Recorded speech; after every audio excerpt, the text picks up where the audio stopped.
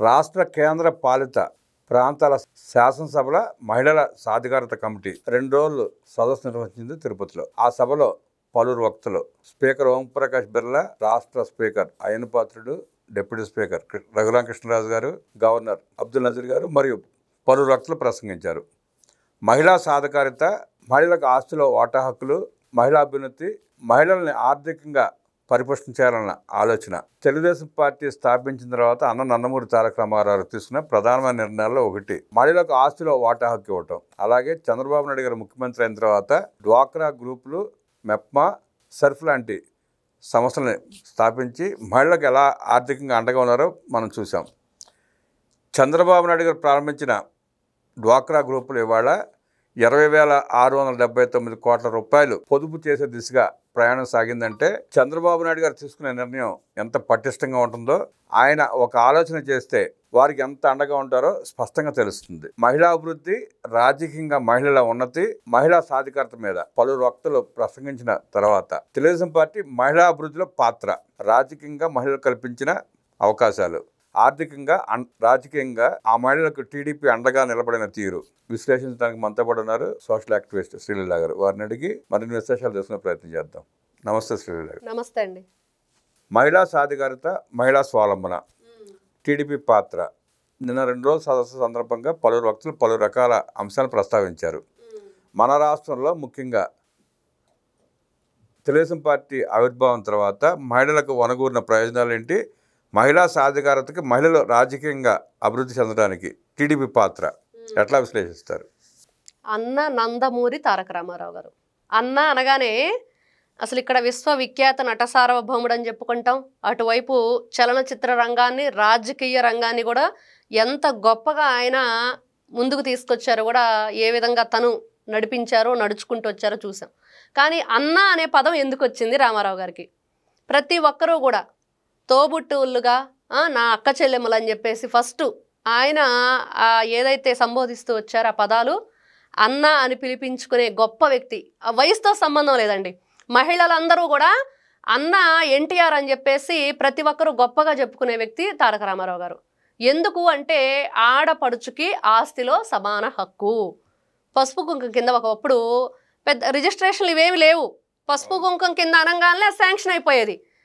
ఇప్పుడు ఎవరితో సంబంధం లేదు, దాని మీద ఎవరికి హక్కు ఉండేది కాదు. అట్లా పసుపు కుంకంతో ఎంతో మర్యాదగా మరి వాళ్ళకి ఇవ్వటంలో కానివ్వండి, మహిళలకి చదువుకోవటానికి ఇప్పుడు పద్మావతి యూనివర్సిటీ నందమూరి తారక రామారావు గారు స్థాపించారు. ఎందుకు? మహిళలు చదువుకుంటే వాళ్ళల్లో జనరల్ నాలెడ్జ్ పెరిగిద్ది, వాళ్ళల్లో మనోవికాసం పెరుగుతుంది.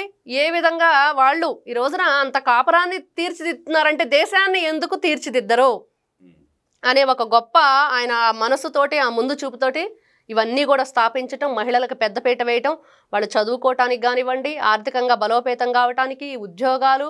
మరి స్పీకర్ ఆ రోజున చూస్తే ఆవిడ ప్రతిభాభారతి గారు, అసలు ఆవిడని చూస్తుంటే ఆ హుందాతనం కానివ్వండి, ఆ సభ నడిపే విధానం కానివ్వండి, ఎవరినైనా సరే పాయింట్తో నోరు మూసుకొని కూర్చోండి అని చెప్పే విధానం కానివ్వండి, మహిళ ఏ విధంగా ఆ హౌస్ నడిపించింది అదే గొప్ప నిదర్శనం.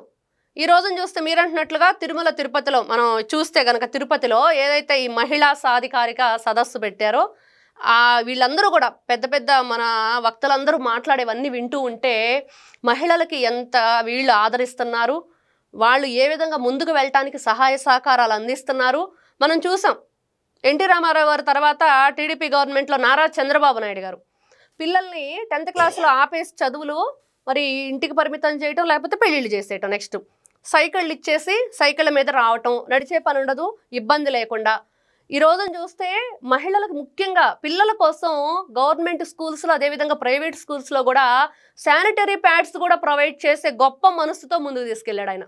ఎక్కడ మనం వినుండం ఇట్లాంటివన్నీ కూడా. అంటే మనిషి ఆడపిల్లలకి ఏంటి, మనం ఏ విధంగా గౌరవంగా చూసుకోవాలనేది, ఈ రోజున ఉద్యోగం ఇవ్వటం, చదివించడం కంటే వాళ్ళ పర్సనల్ విషయాలు, వాళ్ళని మనం ఏ విధంగా గౌరవించాలి అనే దాని మీద కూడా ముందుకు తీసుకెళ్లే విషయం. మరి అదేవిధంగా నారా చంద్రబాబు నాయుడు గారు వీళ్ళకి ఆర్థిక స్వాతంత్రం అని అన్న నందమూరి తారక రామారావు గారు చెప్పిన బాటలోనే ముందుకు తీసుకువెళ్తూ నెలకు 50 రూపాయలు స్టార్టింగ్లో డ్వాక్రా గ్రూపులు పెట్టేశారు. దాంట్లో మహిళలందరూ కూడా చక్కగా ఆ గ్రూపులు ఏర్పాటు చేసుకొని వాళ్ళందరూ ఆ డబ్బు దాచుకోవటం, దాని మీద పావలా వడ్డీ, వడ్డీ లేని రుణాలు, గ్యాస్ పైలు, ఆ గేదెలకి సంబంధించి కూడా వీళ్ళకి డబ్బులు ఇచ్చేవాళ్ళండి దానికి, ఈ పాల బిజినెస్ చేసుకోవడానికి. ఇప్పటికి కూడా నారా చంద్రబాబు నాయుడు గారు అది కొనసాగిస్తూ మహిళలు ఇప్పుడు మనం చూస్తున్నాం, ప్రతి నెల 1వ తారీఖున పెన్షన్కి వెళ్ళినప్పుడు ఎవరో ఒక కుటుంబాన్ని కలవటం, వాళ్ళకి ఏం కావాలనేది కోరటం. ఒక మహిళ పాలు తీయలేకపోతున్నానంటే ఆ మిషన్ నేను తెప్పించి మీకు ఇస్తాను, మరి ఇట్లా గేదెలు పాలు మీరు పిండొచ్చు దాంతో అని చెప్తే ఎంత ఇదిగా ఆలోచిస్తున్నారండి, ఎంత గొప్పగా ఆలోచిస్తున్నారు.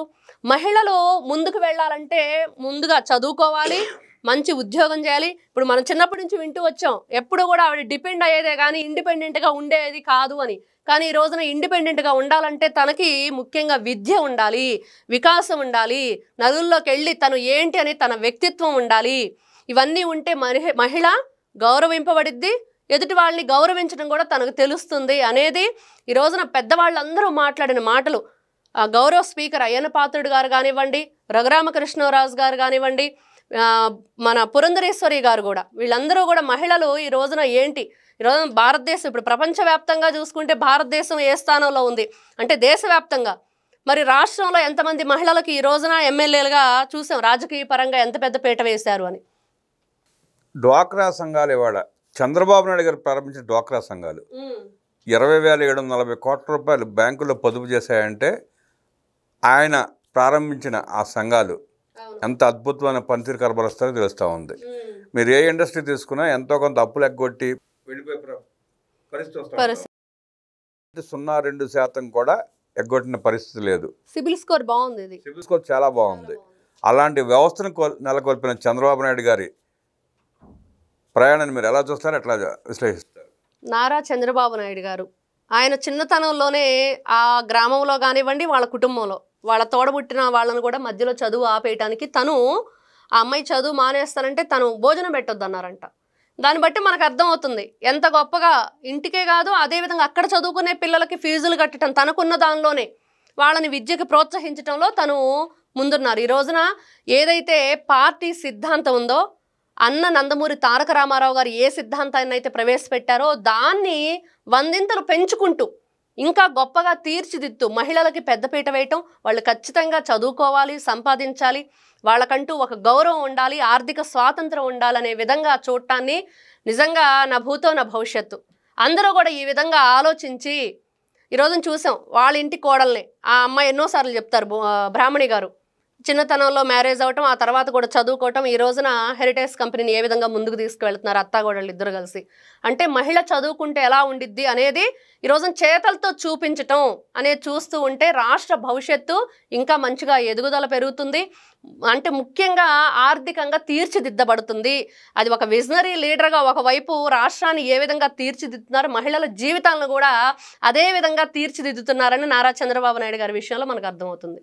మహిళలు ఆర్థికంగా బాగుంటే ఆ కుటుంబంతో పాటు సమాజంతో పాటు రాష్ట్రం కూడా బాగుంటుందని ఆలోచన చేస్తూ చంద్రబాబు నాయుడు గారు తీసుకున్న అనేక నిర్ణయాల్లో 3 గ్యాస్ సిలిండర్లు, 1 స్త్రీ శక్తి పథకం ద్వారా ఉచిత బస్సు ప్రయాణాలు, అలాగే డ్వాక్రా సంఘాలు, మెప్మా, సెర్ఫ్ లాంటి అనేక కార్యక్రమాలు, కొత్తగా ప్రారంభించిన సూర్య గారి పథకానికి కూడా మహిళల ద్వారానే, మహిళల పేరిటే ఇవ్వాలన్న ఉద్దేశంతో చంద్రబాబు నాయుడు గారు ఆ మహిళా లోకానికి ఎంత అండగా ఉంటున్నారో చూస్తున్నాం.